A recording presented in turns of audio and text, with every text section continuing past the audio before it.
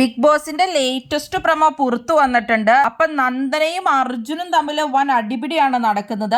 നന്ദന വീഴുന്നുണ്ട്. അതുകഴിഞ്ഞിട്ട് നന്ദനെ എടുത്ത് മെഡിക്കൽ റൂമിലേക്ക് എല്ലാവരും കൊണ്ടുപോകുന്നതായിട്ട് കാണുന്നുണ്ട്. ചോർച്ചാ സിദ്ധാന്തം എന്ന് പറഞ്ഞ ടാസ്ക് ആണ് നടക്കുന്നത്. ആരുടെയും പുറത്ത് ഓരോ ചാക്കുണ്ട്, അതിന്റെ ഉള്ളിൽ തെർമോക്കോൾ ഉണ്ട്.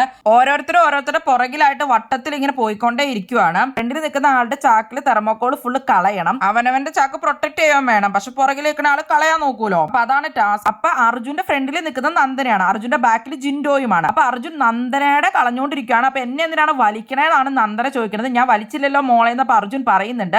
അത് കഴിഞ്ഞിട്ട് അർജുന്റെ ചാക്കപ്പം നന്ദന പൊട്ടിക്കുവാണ്. അപ്പോഴാണ് അർജുൻ ചോദിക്കുന്നത്, നീ എന്റെ ഫ്രണ്ടിലല്ലേ നിന്നത്, അതുകൊണ്ടാണ് ഞാൻ ചെയ്തതെന്ന് അർജുൻ പറയുന്നുണ്ട്. ഫ്രണ്ടിൽ നിൽക്കണവരുടെ വേണം തെർമോക്കോൾ അപ്പൊ കളയാൻ വേണ്ടിയിട്ടാ. അപ്പൊ നന്ദന ശരിക്കും പറഞ്ഞ അർജുന്റെ ചെയ്യുമ്പോൾ തെറ്റായിട്ടാണ് നന്ദന അവിടെ ഗെയിം കളിക്കുന്നത്.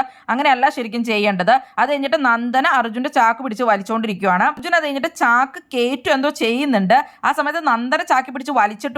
ആ സമയത്ത് നന്ദന അവിടെ വീഴുന്നുണ്ട്. അത് കഴിഞ്ഞിട്ടാണ് എല്ലാവരും കൂടി നന്ദനയെ മെഡിക്കൽ റൂമിലേക്ക് കൊണ്ടുപോകുന്നുണ്ട്. അങ്ങനെയാണ് പ്രമോ കാണുമ്പോൾ മനസ്സിലാവുന്നത്. കൂടാതെ തന്നെ നോറയും അതുപോലെ തന്നെ ശ്രീതുവും തമ്മിൽ വഴക്കടക്കുന്നുണ്ട്. ശ്രീതുവിനോട് നോറ പറയുന്നുണ്ട്, ഹോൾഡ് ചെയ്ത് പിടിക്കല്ലേ ശ്രീതു എന്നൊക്കെ പറയുന്നുണ്ട്. ഹോൾഡ് ചെയ്ത് പിടിക്കുന്നതിന് കുഴപ്പമില്ല എന്നുള്ളത് ഇത് പറയുന്നുണ്ട് നോറയോട്. അങ്ങനെ മൊത്തത്തിൽ വഴക്ക് കിടക്കുന്നുണ്ട് ഈ ടാസ്കില്.